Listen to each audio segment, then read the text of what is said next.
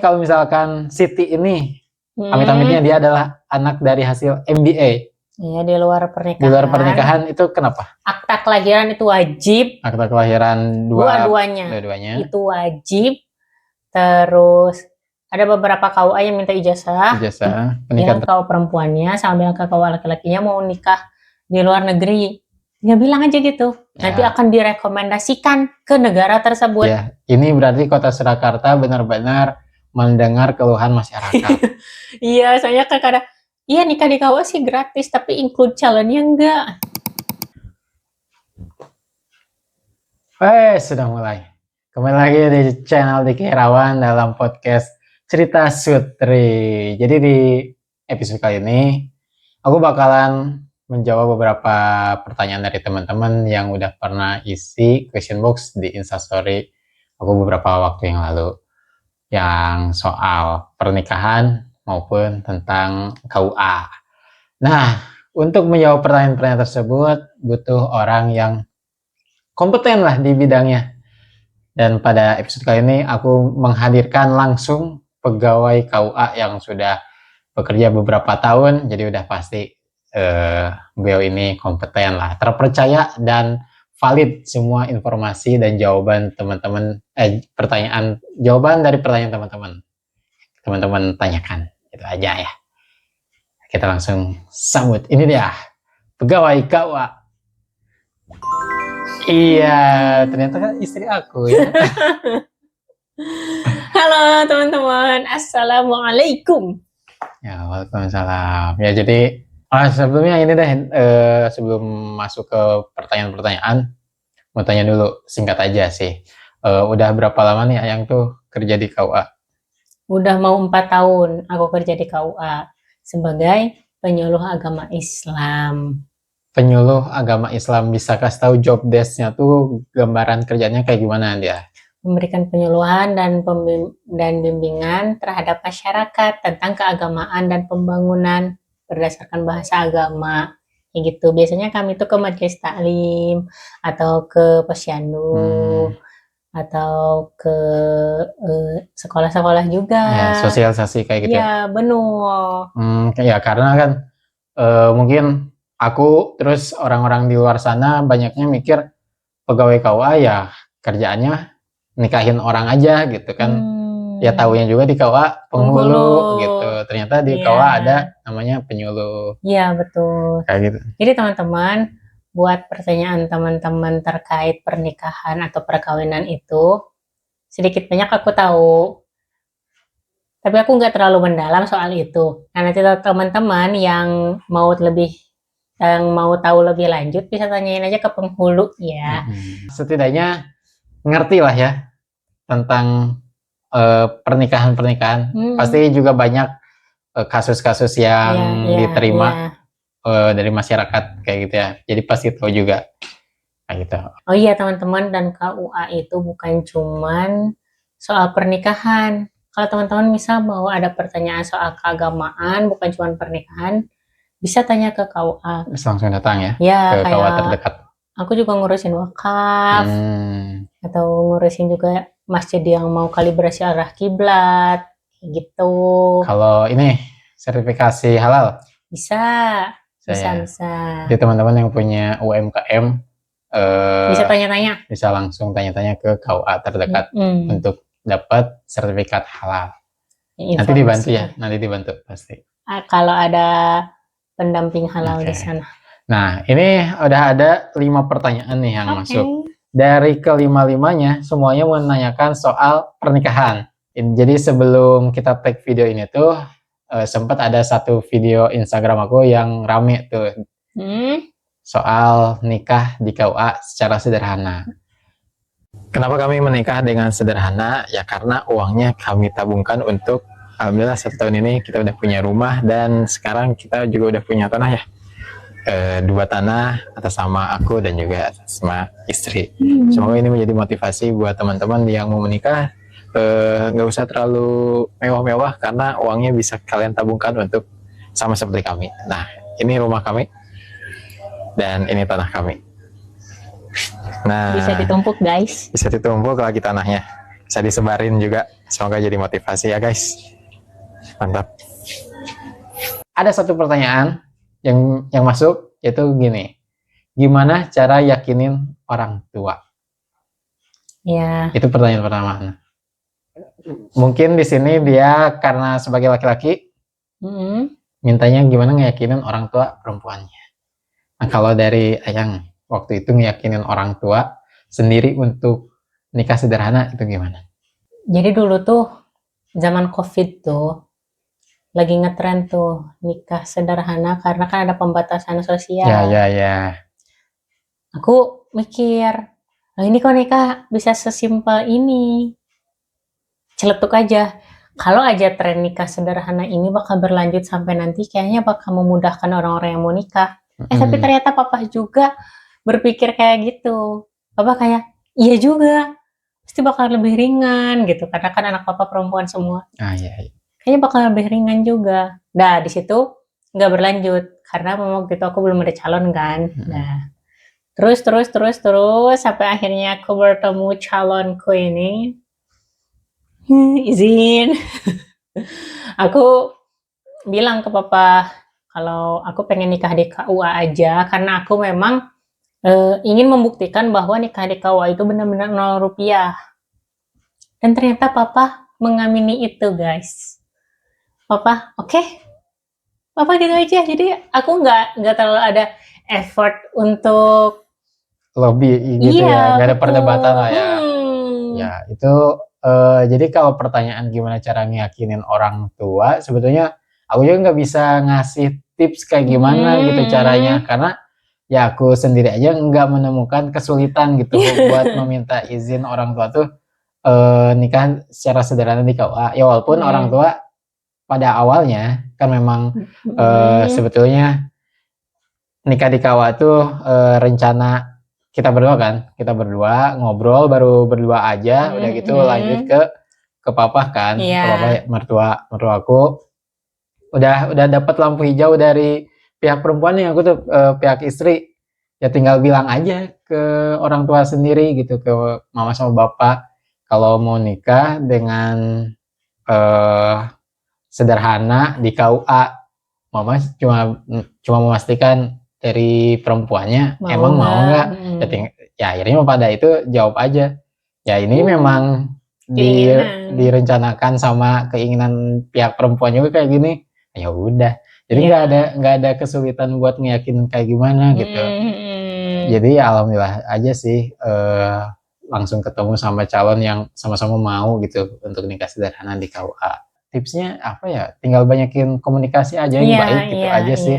Mau itu sama orang tua sendiri atau calon mertua kayak gitu. Dan jangan mendadak ngasih taunya. Kalau memang ada kalau orang tuanya pengen yang besar-besaran, ngelobinya jangan mendadak. Iya.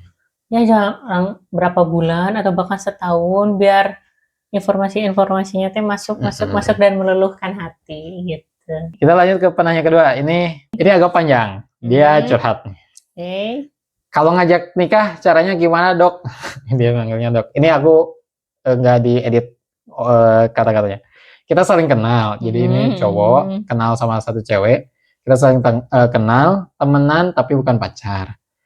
Dia kayaknya tahu aku suka dia karena aku memperlihatkan rasa sukaku padanya. Tapi posisi dia sekarang punya pacar. Aku akan menunggu dia sampai putus. Balik lagi ke pertanyaannya, gimana cara ngajak nikahnya? Nah ini kalau POV Ayang nih, POV Ayang dulu.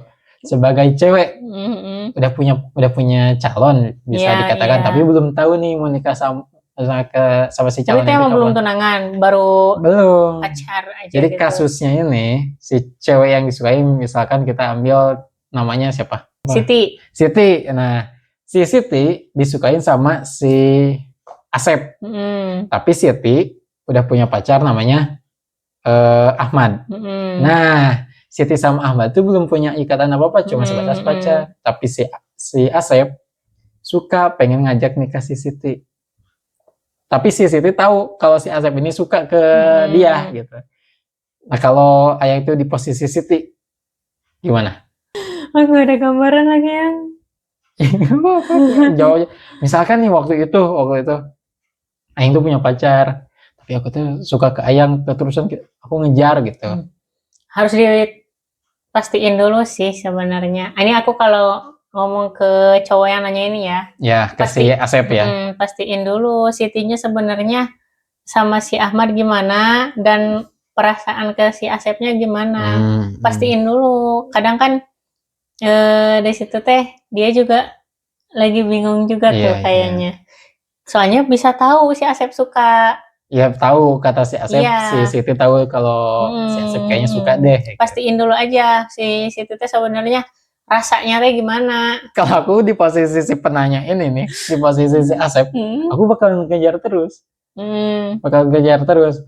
Kalau misalkan tahunya si Siti akhirnya jadi nih nikah sama si Ahmad, ya udah, aku tunggu jandanya Siti gitu aku. Yang penting kan masih memperjuangkan Siti gitu. Asik. Dan tergantung juga ini Asep rasanya kayak segimana ke Siti tuh. Jangan sampai kan cuman suka-suka doang. Kayaknya suka banget ini. Suka banget kayaknya di rumahnya udah kepikiran Siti kayak gitu. Dia udah buta sama cewek-cewek yang lain, cuma Siti di pikirannya dia. Ya sekarang mah pastiin dulu perasaan diri sendiri dan pastiin juga perasaan perempuannya kayak gimana. Gak salahnya kita ngomong dan memastikan perasaan gitu. Dan kalau memang berani untuk bilang suka ya tinggal bilang suka. Kan di sini cuman bahwa si Siti tahu Asep suka. Berarti kan belum tentu si Asep udah ngomong. Iya. Utarain. Itu Sep, dengerin Sep.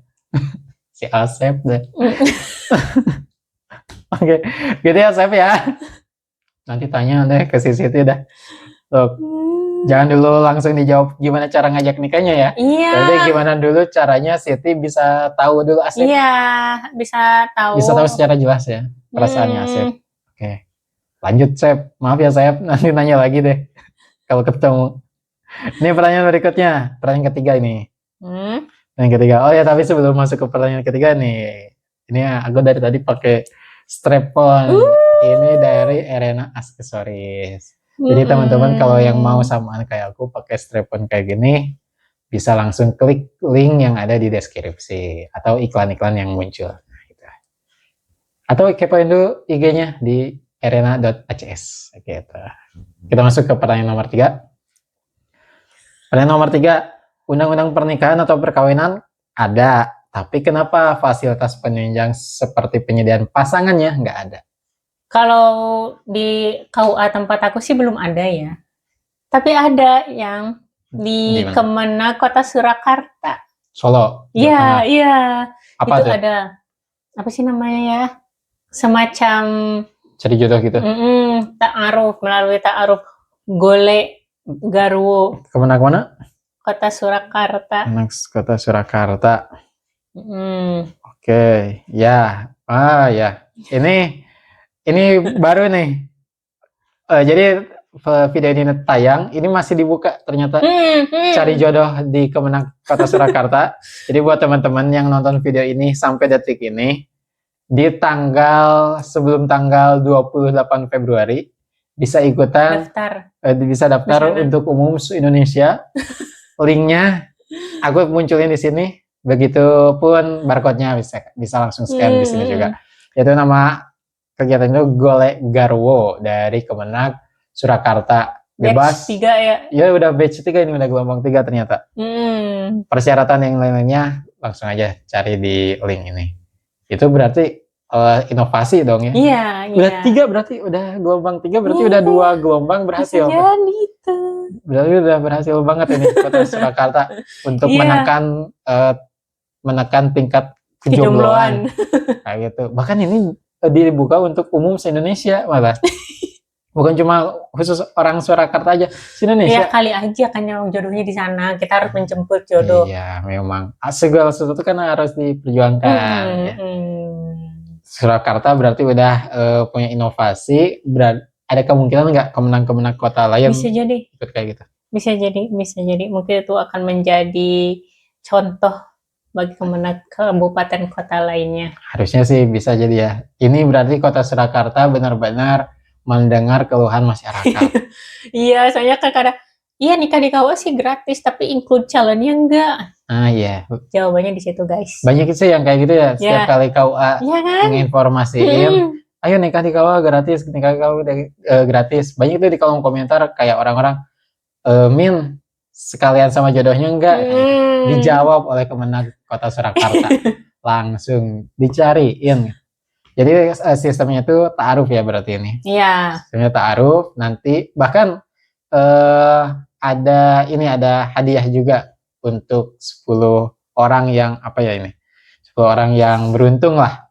Nggak tahu hadiahnya apa, mungkin dinikahkan secara gratis, massal, begitupun apa-apanya. Suka ada nikah massal di daerah Jabodetabek. Itu sering tuh acara nikah massal. Dari penyelenggaranya? Kemenag RI gitu. Itu pusat ya langsung. Itu biasanya disaksikan langsung oleh Menteri Agama. Kapan itu biasanya?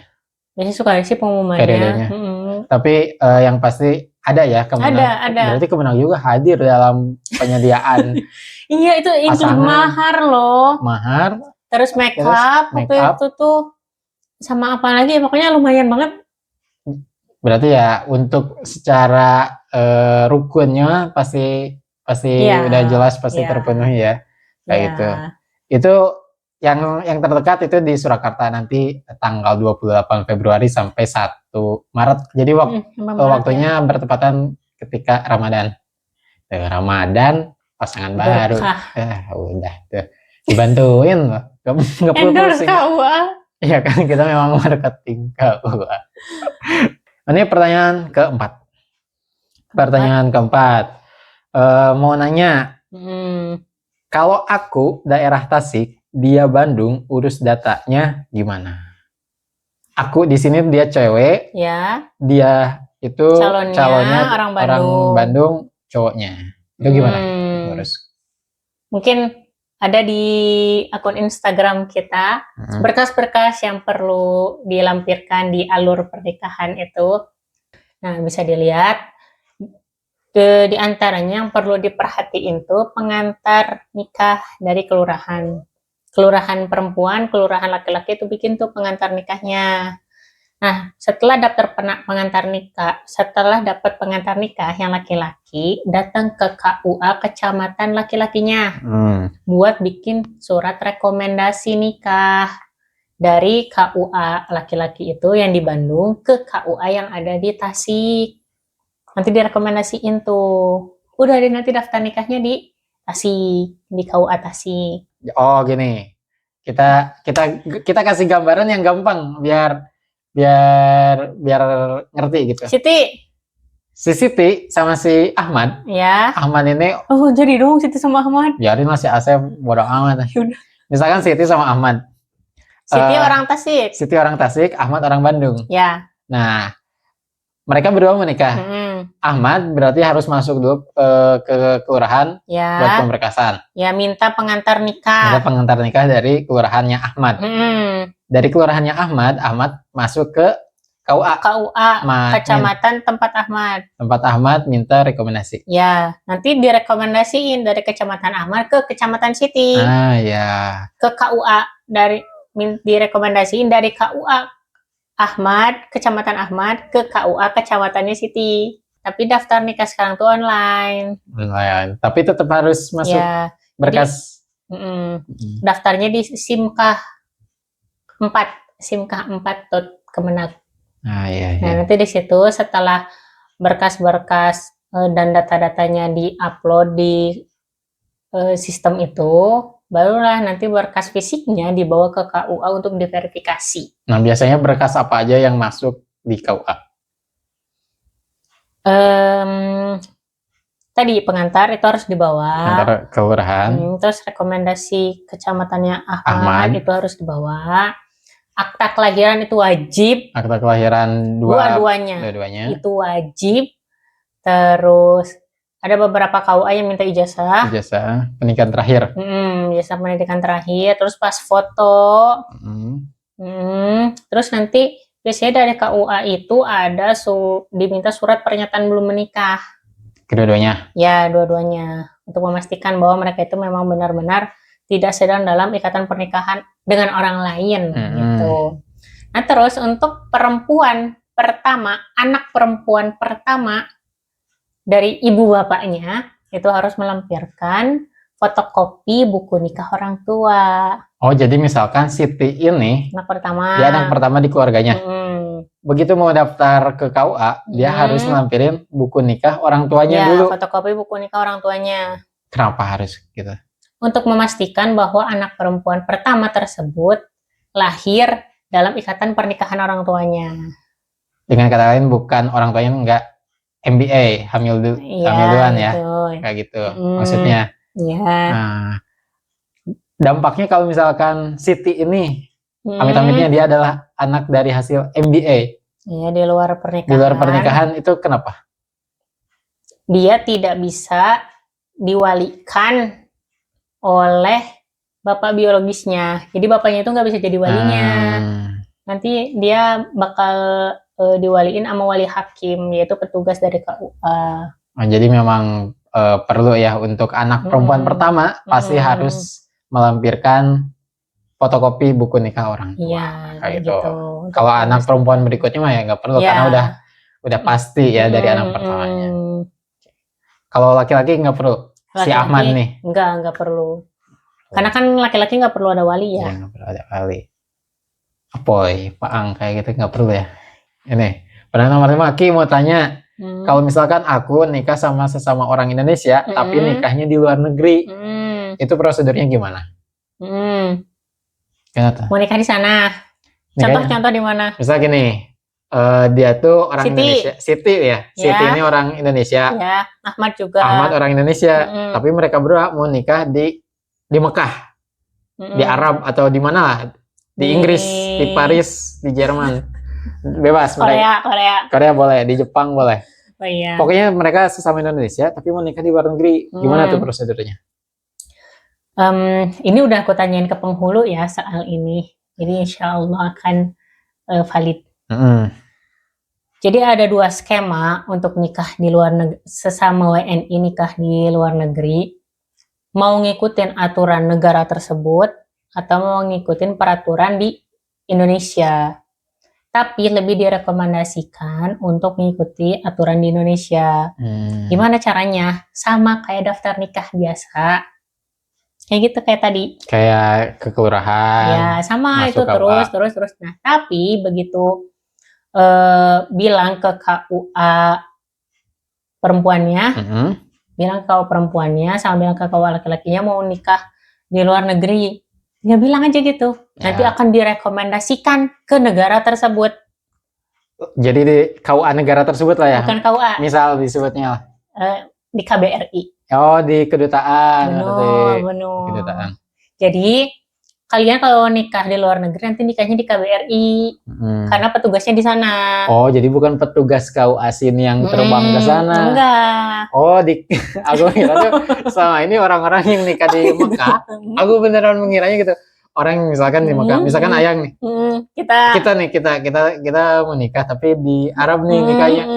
Jadi kan KUA tempat tinggal Ayang tuh diterbangin juga tuh ke enggak, nanti nikahnya kalau nggak di KBRI, KJRI. Oh iya. Konsulat Jenderal Republik Indonesia atau di Kedutaan Besar Republik Indonesia. Oh, jadi petugasnya dari sana. Iya, nanti nikahnya di sana. Tapi tetap nanti akhirnya si buku nikahnya dicetaknya. Iya, bisa dicetak. Di KUA pendaftar. Karena udah terintegrasi kayak gitu. Beda kalau misalkan nikahnya pakai peraturan negara tersebut. Nanti ribet. Udah berkas-berkasnya berdasarkan bahasa negara tersebut. Nanti harus diterjemahkan ke Indonesia. Nanti di Indonesia juga harus ngurus-ngurus lagi ke kedutaan gitu-gitu. Mending langsung aja ke KUA, minta tolong direkomendasikan. Nanti di sana, misal mau nikahnya di Jepang. Ya, di Jepang. Itu nanti nikahnya di KBRI Tokyo atau KJRI Osaka nanti.